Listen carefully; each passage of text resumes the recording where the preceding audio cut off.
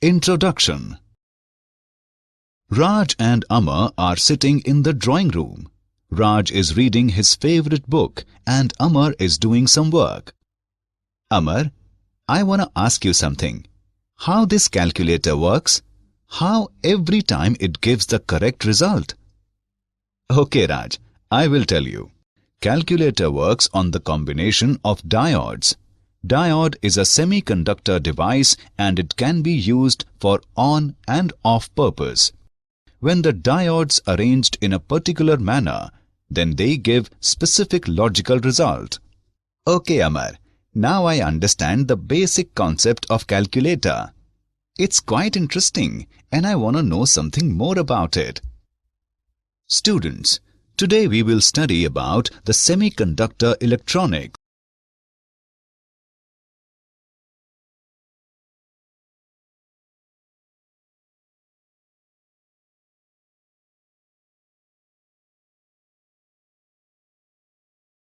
Objectives. At the end of this lesson, you will be able to know about energy bands in solids, define insulators, semiconductors and metals, understand intrinsic and extrinsic semiconductor, define N-type and P-type semiconductor, understand p-njunction, describe semiconductor diode, analyze forward and reverse biased junction diode, analyze VI characteristic of p-njunction diode, define rectifier, explain Zener Diode.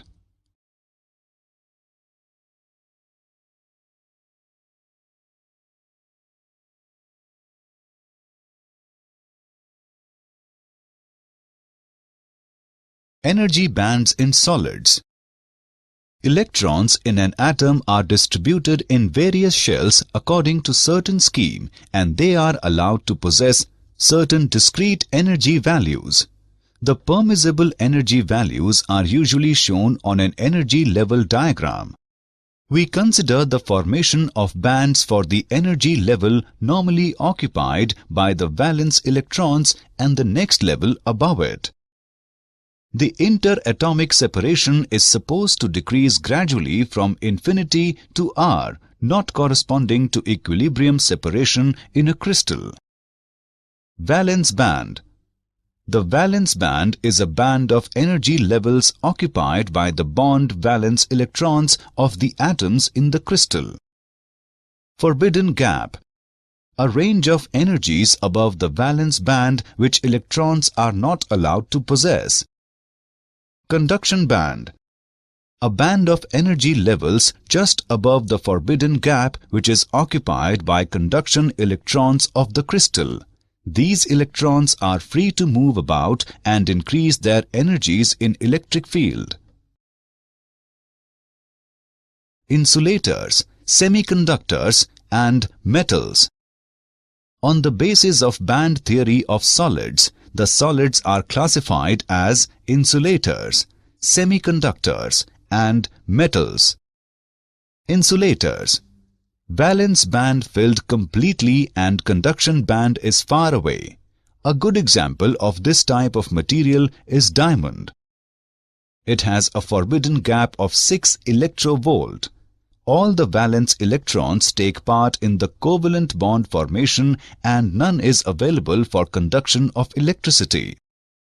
Semiconductors. Valence band filled completely and conduction band is close to it. An example of this type of material is silicon. It has a forbidden gap of 1.1 electrovolt. At absolute zero it behaves like an insulator. But at room temperature, a small proportion of electrons gain enough energy from thermal vibrations of atoms so that they move to the conduction band. The conductivity of semiconductor material increases with rise in temperature. Metals. Valence band partially filled or valence and conduction band overlap each other. An example of this type of material is sodium. When an electric field is applied across a sodium crystal, electrons in the valence band can acquire small amount of energy as higher energy levels are available. The material is, therefore, a good conductor of electricity. In a good conductor, the partially filled valence band is also the conduction band.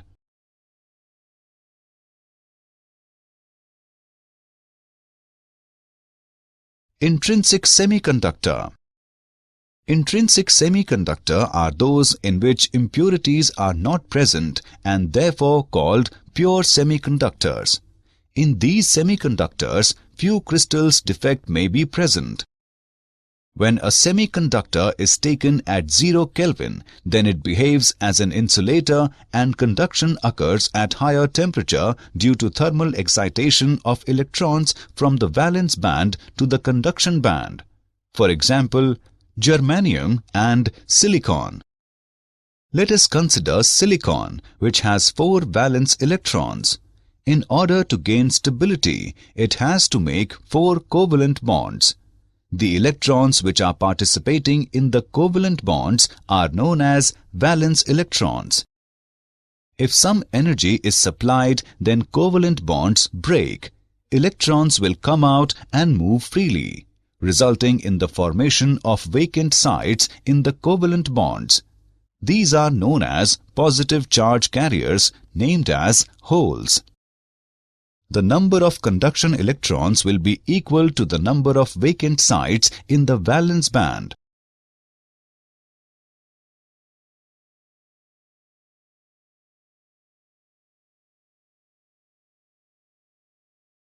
Extrinsic semiconductor. The extrinsic semiconductors are those in which impurities of large quantity are present. The impurities can be either of third group elements or fifth group elements. Based on the impurities present in the extrinsic semiconductors, they are classified into 2 categories. N-type semiconductors. When a pentavalent impurity is doped in a pure semiconductor crystal, then the crystal is known as N-type semiconductor. P-type semiconductor. When a trivalent impurity is doped in a pure semiconductor crystal, then the crystal is known as p-type semiconductor.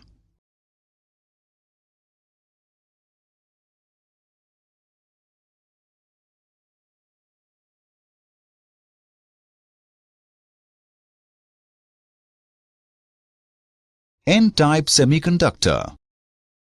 N-type semiconductors.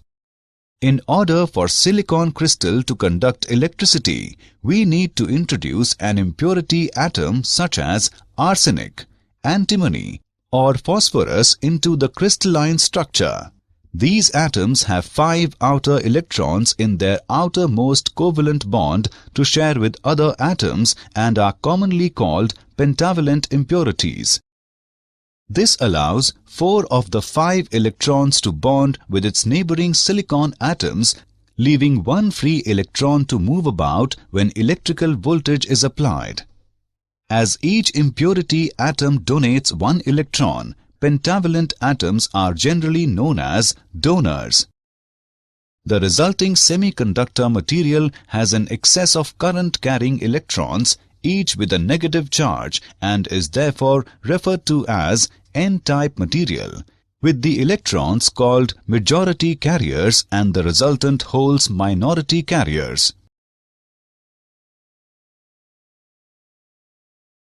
P-type semiconductor. P-type semiconductors. In P-type semiconductor, we introduce a trivalent impurity into the crystal structure, such as aluminium, boron, or indium. Only 3 valence electrons are available in the outermost covalent bond, means the 4th bond cannot be formed. It gives the semiconductor material an abundance of positively charged carriers known as holes in the structure of the crystal. As each impurity atom generates a hole, trivalent impurities are generally known as acceptors. The conduction mainly consists of positive charge carrier results in a p-type material, and the positive holes are called majority carriers while the free electrons are called minority carriers.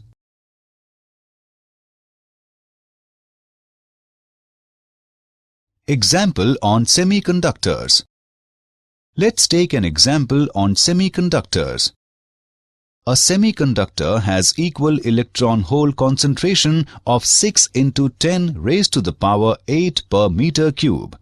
On doping with a certain impurity, electron concentration increases to 8 into 10 raised to the power 12 per meter cube.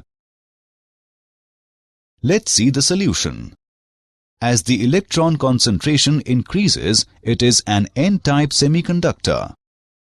We know that Ni square is equal to product of Ne and Nh, where Ni is concentration of intrinsic carriers, Nh is hole concentration, and Ne is electron concentration.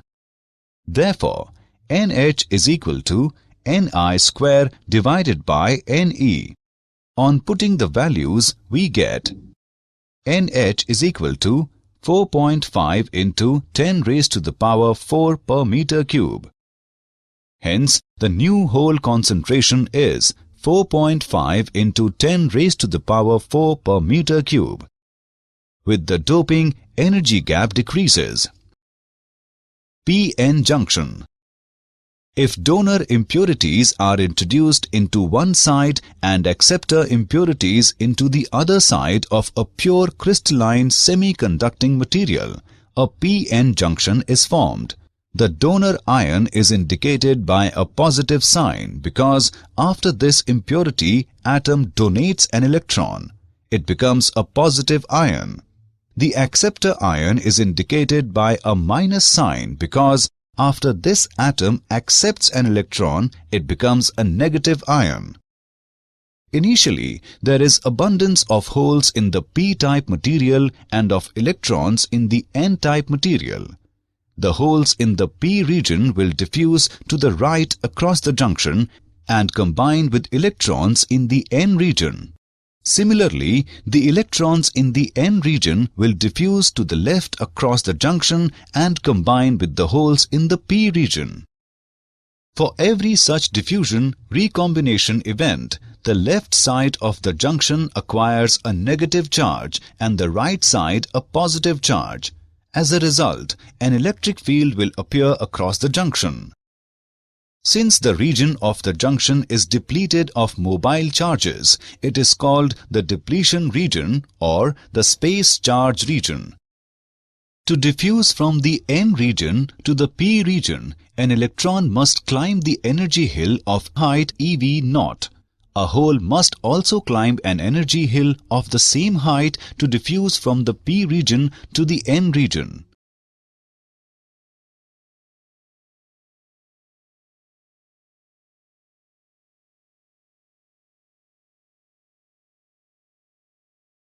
Semiconductor diode. A semiconductor diode is basically a p-n junction with metallic contacts provided at the ends for the application of an external voltage. It is a two-terminal device. The arrowhead corresponds to the p-type terminal of the device and points in the direction of easy current flow. It is a two-terminal electronic component with low resistance to current flow in one direction and high resistance in the other. The most common function of a diode is to allow an electric current to pass in one direction, while blocking current in the opposite direction.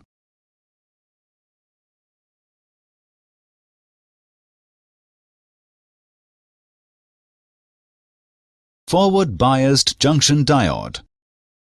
When a diode is connected in a forward bias condition, a negative voltage is applied to the n-type material and a positive voltage is applied to the p-type material. If this external voltage becomes greater than the value of the potential barrier, the potential barrier's opposition will be overcome and current will start to flow.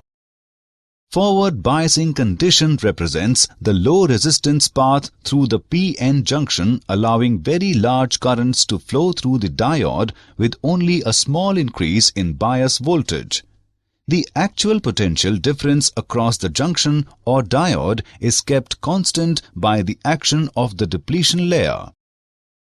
The negative voltage pushes or repels electrons towards the junction, giving them the energy crossover, and combines with the holes being pushed in the opposite direction towards the junction by the positive voltage.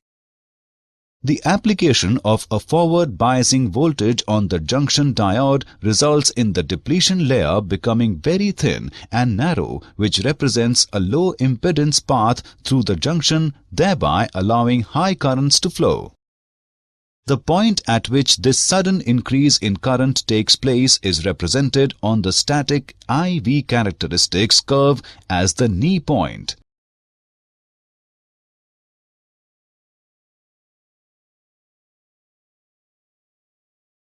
Reverse biased junction diode. When a diode is connected in a reverse bias condition, a positive voltage is applied to the N-type material and a negative voltage is applied to the P-type material. The positive voltage applied to the N-type material attracts electrons towards the positive electrode and away from the junction, while the holes in the P-type end are also attracted away from the junction towards the negative electrode. The result is that the depletion layer grows wider due to a lack of electrons and holes and presents a high impedance path, almost an insulator. Reverse bias condition represents a high resistance value of the p-n junction and partially zero current flows through the junction diode with an increase in bias voltage. However, a very small leakage current does flow through the junction, which can be measured in microamperes.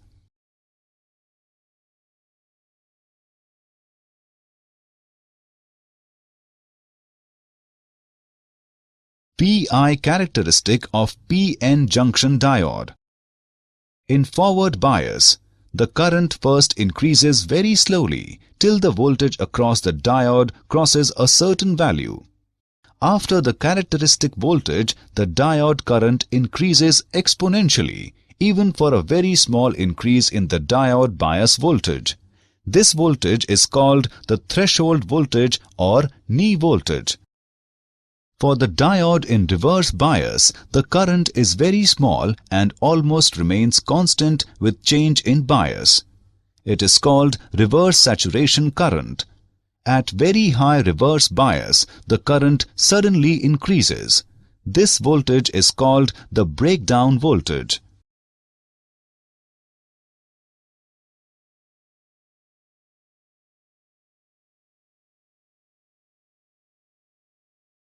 Rectifier. The process of conversion of alternating current into direct current is called rectification, and the circuit for this conversion is called a rectifier. The crystal diode is used as a rectifier.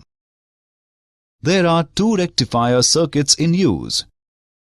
Half-wave rectifier.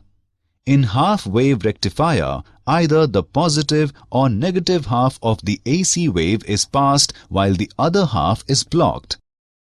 Full-wave rectifier. A full-wave rectifier converts the whole of the input waveform to one of constant polarity at its output.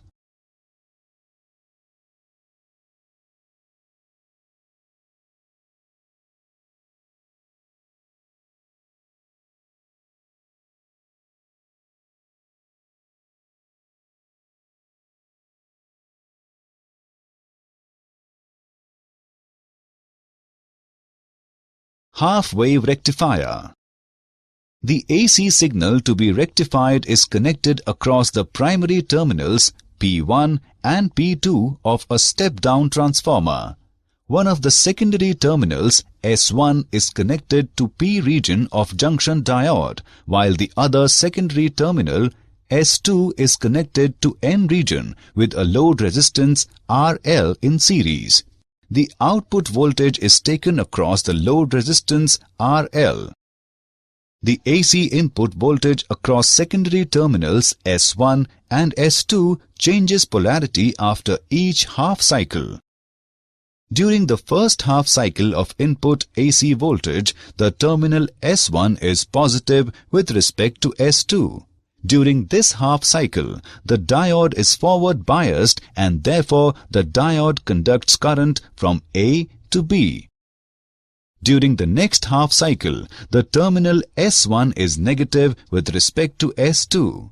Under this condition, the diode is reverse biased and therefore it conducts no current. Hence, a potential difference across load resistance RL exists for positive half cycles and no potential difference exists during negative half cycles. And the output across load is pulsating DC. Full wave rectifier. Full wave rectifier. For full wave rectification, two junction diodes are used. It consists of two diodes D1 and D2 whose N terminals N1 and N2 have been connected together. The AC signal to be rectified is connected across the primary terminals P1 and P2 of a power transformer. The P regions P1 and P2 of the diodes are connected to the ends S1 and S2 of the secondary of the transformer. The output taken across the load RL. The AC input voltage across secondary S1 and S2 changes polarity after each half cycle.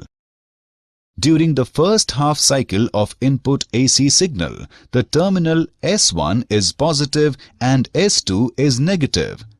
Then, diode D1 is forward biased and diode D2 is reverse biased.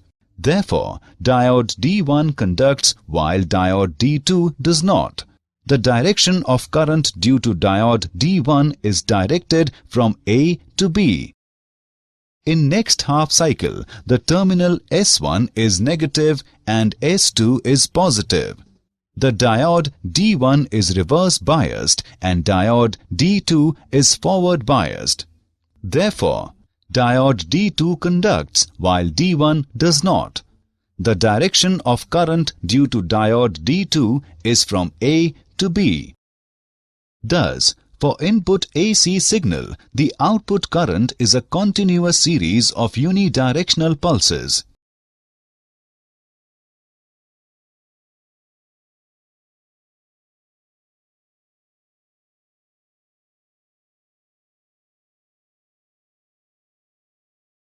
Zener Diode. A Zener diode is a reverse-biased properly doped crystal diode having a sharp breakdown voltage and operated in breakdown region. When the reverse bias on a crystal diode is increased beyond a critical value called the breakdown voltage, the reverse current increases sharply to a high value. The Zener voltage depends upon the amount of doping. A lightly doped diode has a higher breakdown voltage. The main characteristics of Zener diode are: when forward biased, its characteristics are just like those of ordinary diode. A Zener diode is always reverse biased. When reverse biased, a small reverse current flows through it. This current remains constant up to a certain critical voltage called turnover voltage, and then current increases rapidly. The reverse voltage for which the current corresponds to some point on linear portion of reverse characteristic is called the Zener voltage.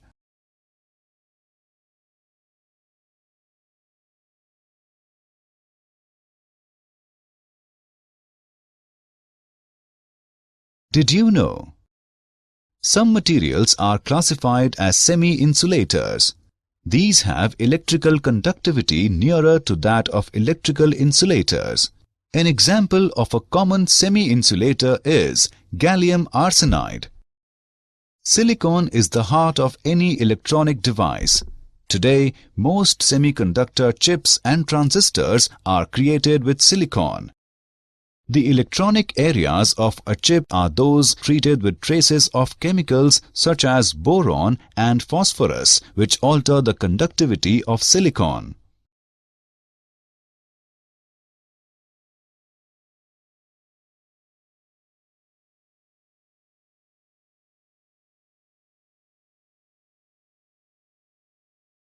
Summary. Let us summarize what we have learned. In a semiconductor, valence band filled completely and conduction band is close to it. The conductivity of semiconductor material increases with rise in temperature. Intrinsic semiconductors are those in which impurities are not present and therefore called pure semiconductors. In p-type semiconductor, we introduce trivalent impurity to the crystal structure, such as aluminium, boron or indium. If donor impurities are introduced into one side and acceptor impurities into the other side of a pure crystalline semiconducting material, a p-n junction is formed.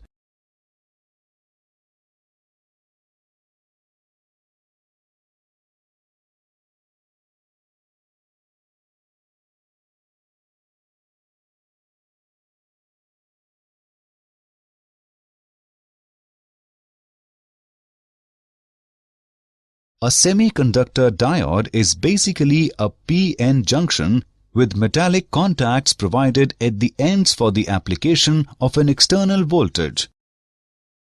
The process of conversion of alternating current into direct current is called rectification, and the circuit for this conversion is called a rectifier. A Zener diode is a reverse-biased, properly doped crystal diode having a sharp breakdown voltage and operated in breakdown region.